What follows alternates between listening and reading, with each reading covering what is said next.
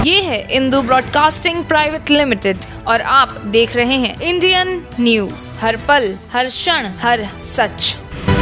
कांग्रेस नेता राहुल गांधी ने रविवार सुबह दक्षिण मुंबई में महात्मा गांधी के घर मणि भवन से न्याय संकल्प पद यात्रा की शुरुआत की। इस यात्रा में प्रियंका गांधी समेत पार्टी के कई वरिष्ठ नेता और कार्यकर्ता शामिल हुए।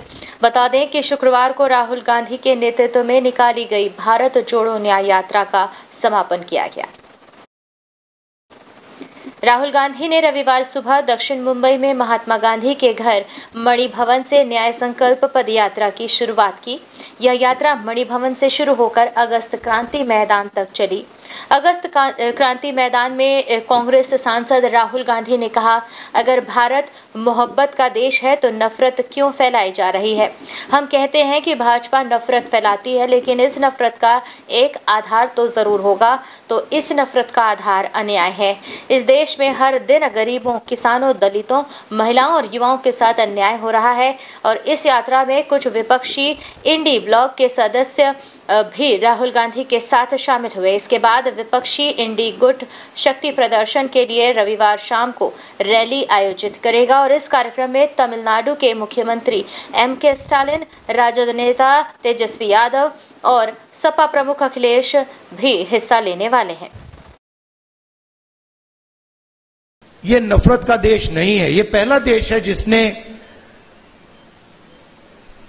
इंडिपेंडेंस की लड़ाई मोहब्बत से लड़ी, और कोई देश है ही नहीं। मतलब कहते हैं कि civil rights movement, Gandhi ji की फिलॉसफी, उसने गांधी जी की फिलॉसफी का प्रयोग किया, मगर जो उनको डायरेक्शन किसने दिया? उनको डायरेक्शन गांधी जी ने दिया, हिंदुस्तान ने दिया। साउथ अफ्रीका में मैं गया था, मंडेला जी ने मुझे यही कहा कि हमें जो औजार दिए गए, हमारी फ्रीडम स्ट्रगल के जो औजार दिए गए, वो अफ्रीका के औजार नहीं थे, वो आपके औजार थे, हिंदुस्तान के औजार थे, और वो औजार हमें गांधी जी ने दिए। जब हमने किसान कर्जा माफी की बात उठाई, जब हम सरकार में थे, तो रिस्पांस मिला कि ये ठीक नहीं है, इससे किसान आलसी हो जाएगा। मनरेगा से गरीब व्यक्ति की आदत बिगड़ जाती है। मतलब वो काम कर रहा है, उसको आप उस काम के लिए पैसा दे रहे हो और उसकी आदत बिगड़ रही है। और दूसरी तरफ 20-25 लोग हैं, उनका 16 लाख करोड़ रुपए माफ हो रहा है, उनकी आदत नहीं बिगड़ रही।